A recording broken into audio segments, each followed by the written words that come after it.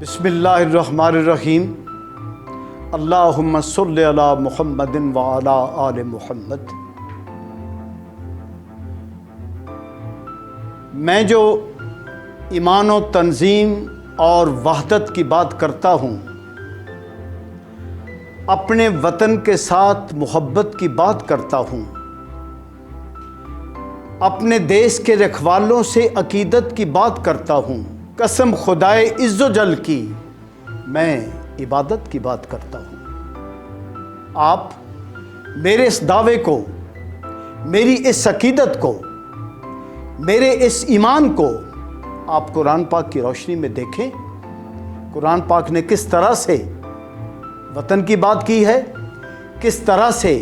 عظیم قوموں کی بات کی ہے، کس طرح سے مجاہدوں کی، غازیوں کی، شہیدوں کی عظمت کی بات کی ہے، تو پھر ہم بھی جب اپنے وطن کی بات کرتے ہیں، اپنے غازیوں شہیدوں کی بات کرتے ہیں، وطن پہ قربان ہونے والوں کی بات کرتے ہیں، اپنا وطن سنوارنے والوں کی بات کرتے ہیں، تو ہم عبادت کی بات کرتے ہیں۔ تو میرے ساتھ آج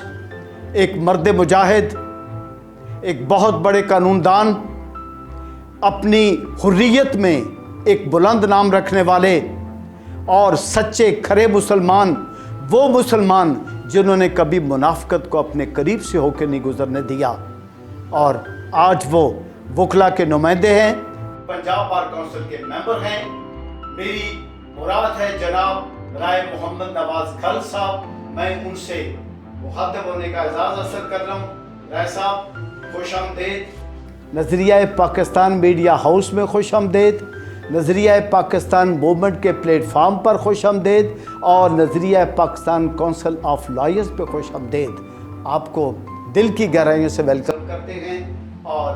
ہم سمجھتے ہیں کہ آپ نے اپنی سوچ سے، اپنی فکر سے،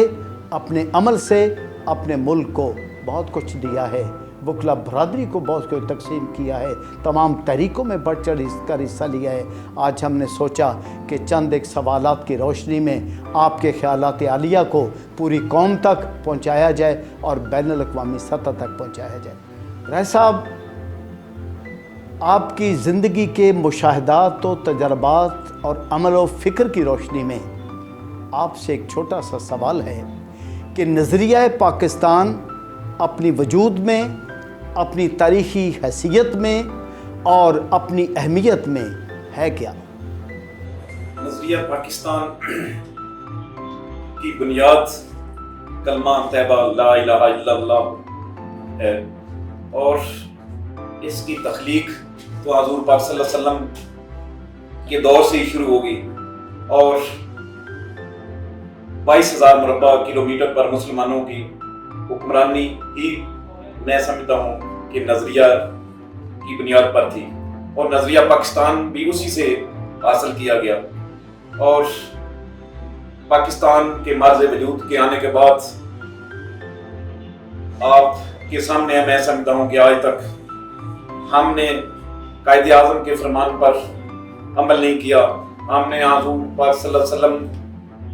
کے فرمان پر عمل نہیں کیا، جس کی وجہ سے آج اس وقت جو ہمارے ملک کی صورتحال ہے الحمدللہ باقی کی نسبت تو بہت بہتر ہے، لیکن جو ہمارے اداروں کو کرنا چاہیے وہ آج تک نہیں ہو سکا۔ ہم جس ادارے میں اس وقت جوڈیشری کو جو اس وقت کردار ادا کرنا چاہیے وہ نہیں کر رہی، باقی جو ہمارے ادارے ہیں، انتظامیہ ہے، جو ان کو کردار ادا کرنا چاہیے وہ نہیں کر رہے، یہ ہماری بدقسمتی ہے۔ میں سمجھتا ہوں اگر آج ہم ایمانداری سے حضور پاک صلی اللہ علیہ وسلم کے آپ نے آخری خطبہ حجۃ الوداع کے موقع پر میں جو آپ صلی اللہ علیہ وسلم نے فرمایا کہ کسی اجمی کو عربی پر، کسی عربی کو اجمی پر کوئی برتری حاصل نہیں ہے، ہاں اگر اللہ کے نزدیک کسی کو برتری حاصل ہے تو وہ متقی اور پرہیزگار کو حاصل ہے، اور اگر ہم اس پہ عمل کریں، قرآن و حدیث پر عمل کریں، تو ہم ایز اے مسلمان آج اگر قرآن و سنت کا نفاذ کریں تو ہمارے جتنے بھی مسائل ہیں وہ سب حل ہو سکتے ہیں، اور وہی نظریہ پاکستان ہے، وہی جس کی بنیاد ہم نے بیسک قرآن و سنت سے ہی نظریہ پاکستان حاصل کیا تھا، اور اسی پہ اگر آج ہم عمل کریں تو ہم الحمدللہ ہر میدان میں اللہ تبارک و تعالیٰ کے ذات ہمیں کامیابی سے نوازیں۔ हमने नज़रिया पाकिस्तान कुरान पाक से और सुन्नत रसूल सल्लल्लाहु अलैहि वसल्लम से हासिल किया। अगर हम उस पर अमल करते रहें तो हम दीन और दुनिया में कामयाब हो जाएंगे। खूबसूरत बात की। राय साहब, मैं गुजारिश करूँगा कि अपने नज़रिया पाकिस्तान को ना अपना कर, इससे मुँह मोड़ कर कायद-ए-आज़म बकौल आपके बाबा कौम कायद-ए-आज़म रहमतुल्लाह अलैह से मुँह मोड़ा, हमने अमायदीन पाकिस्तान से मुँह मोड़ा, हमने रसालत माब सल्लल्लाहु अलैहि वसल्लम के इरशादात मुक़द्दस से मुँह मोड़ा, हमने कुरान पाक के अहकामात से मुँह मोड़ा, और इस चीज़ों इन से रूगर्दानी करने के बाद हमारी कौम को क्या क्या घाटे पड़े हैं, ज़रा रोशनी तो डालिए ताकि आने वाली नस्ल को भी पता चले, मौजूदा लोगों को भी एहसास हो कि हमने अब तक क्या क्या नुकसान उठा लिए हैं नज़रिया पाकिस्तान से मुंह मोड़कर। देखिए, इसमें मशरक़ी पाकिस्तान जो हमसे अलग हो गया, ये मैं समझ बहुत बड़ा हमारे लिए जो है ना, वो हमारे उस वक़्त के हुक्मरान जो थे उनकी गलत पॉलिसियों का नतीजा। और जिस तरह पाकिस्तान हासिल किया गया, कितनी कुर्बानियों से हासिल किया गया, उनको भी कहीं पे भी आज तक मद्देनजर नहीं रखा गया कि कितना उस वक्त खून जो हमारे बावजदाद हमसे बिछड़ गए और जितनी कुर्बानियां उन्होंने दी, उसके बाद आज तक मैं समझता हूं कि हमारी कौम कुर्बानियां ही दे रही है। कोई भी इदारा अपनी ईमानदारी से वर्किंग नहीं कर रहा, जिससे लोगों को सुकून मिले, लोगों को अमन मिले, लोगों की जो है ना वो रहन सहन में आसानियां पैदा हों और वो अपनी ज़िंदगी जो है ना वो अच्छे तरीके से गुजार सकें। अदालती निज़ाम किसी मुल्क में, किसी मुल्क की तामीर व तरक्की के लिए, किसी कौम को अजीम से अजीम तर बनाने के लिए अदालती निज़ाम बहुत अहम किरदार अदा करता है पूरी दुनिया में। आप अपने अदालती निज़ाम के बारे में क्या कहना चाहते हैं कि ये किस सतह पर खड़े हैं, और अगर कोई ख़राबियाँ हैं तो किस वजह से ख़राबियाँ हैं? अदालती निज़ाम विरक साहब आपके सामने है, फरसुदा निज़ाम है, और आज तक जो कवानीन है वो कोई 1868 का है, 1908 का है, और देख लें जो है ना वो दुनिया कितनी स्पीड से आगे जा रही है, और हमारे पास वही जो है ना फरसुदा निज़ाम है, और उस पर आगे अमल दरामद भी नहीं है। देखें, आज मैं देखता हूं कि अगर कोई एक क्लर्क भी भर्ती होना हो तो वो भी करप्शन की मद में जो है ना वो भर्ती होता है, और जजेस की एलिवेशन का जो है ना आज तक फरसुदा निज़ाम है, कोई मेरिट पे जजेस की एलिवेशन नहीं होती। अगर आज हाई कोर्ट के जजेस की एलिवेशन मेरिट पर हो जाए तो मैं समझता हूँ जुडिशरी का निज़ाम ठीक हो जाए। और उसमें जो जितनी भी है ये पीछे अब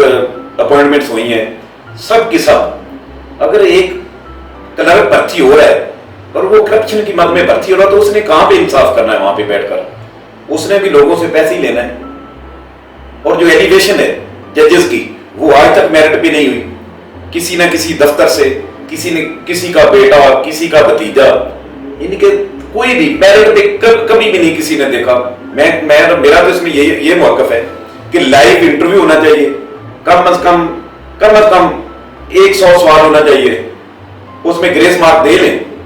लाइव पूरी दुनिया देखे कि जो जज भर्ती कर रहे हैं वो काबिल है कि नहीं है, फिर देखें ये पूरा जुडिशरी का, और आज जुडिशरी का निज़ाम ठीक हो जाए तो पूरे मुल्क का निज़ाम ठीक हो जाए। देखें, जुडिशियल सिस्टम जो है ना, जिस मुल्क का बेहतर हो, जिसमें इंसाफ हो, वो मुल्क बहुत आगे चले जाते हैं। और आज तक बदकिस्मती से हमारे मुल्क का जुडिशियल सिस्टम जो है ना वो ठीक नहीं हुआ, और एक ही सूरत में ठीक हो सकता है कि आज अगर ईमानदारी से अगर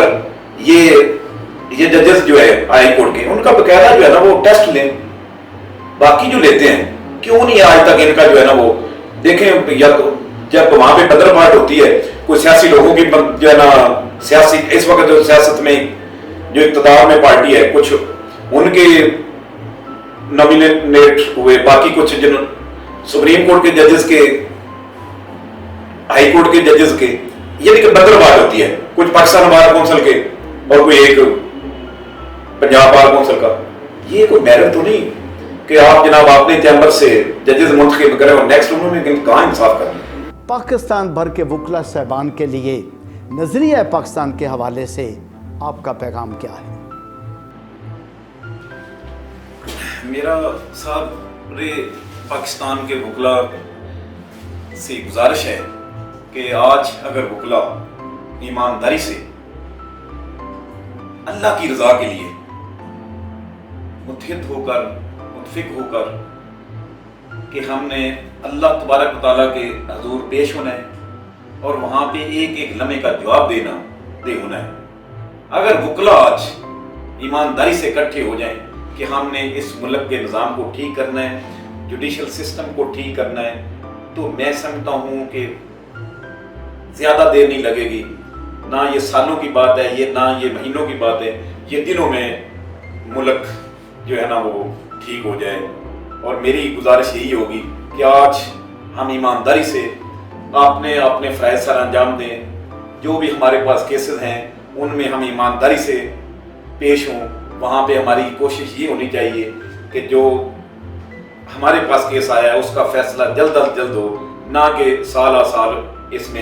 इसमें मैं समझता हूँ जुडिशरी कई में फिर फॉल्ट आ जाता है कि आज अगर हाई कोर्ट में कम से कम 100 जजेस होने चाहिए, जो इस वक्त 50 या गालबन इतनी है, कोई कंफर्म या ना फिगर नहीं है। तो मैं जुडिशरी को भी पहले वकील ही समझता हूँ, क्योंकि पहले वो वकील बनते फिर ही जज बनते। और मेरी तो यही रिक्वेस्ट है, मैं हाथ जोड़कर जो है ना वो सबको ये गुजारिश करूँगा कि खुदारा हम में लोगों को इंसाफ मुयस्सर करना चाहिए, इंसाफ मुहैया करना चाहिए, ताकि ये जो पिसे हुए लोग हैं, पिसा हुआ तबका है, वो खुशहाली की तरफ काम करें। नाज़रीन किराम, आपने ज़रख़ेज़ बातें समाअत फरमाई और मैं उम्मीद करता हूँ कि आप इन बातों को अपने ज़रख़ेज़ ज़हन में महफूज करके रखेंगे। उनका बात का ख़ुलासा ये हमारे सामने आया है कि आएँ मिलकर अपनी तकदीर को बनाएं,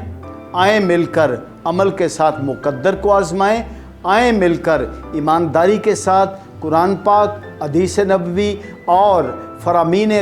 कायद-ए-आज़म रहमतुल्लाह अलैह पर अमल करें और ये अमल करते हुए अपने मुक़द्दर को बनाएं। और उसमें ये बड़ा पैगाम छुपा हुआ है कि जिद्दोजहद करते रहें, मेहनत करते रहें और एक लम्हा भी गफलत का ना गुजारें। अपने अल्लाह को याद रखें, मौत का वक्त मुअय्यन है, अल्लाह की बारगाह में हाज़िर होना है। लिहाजा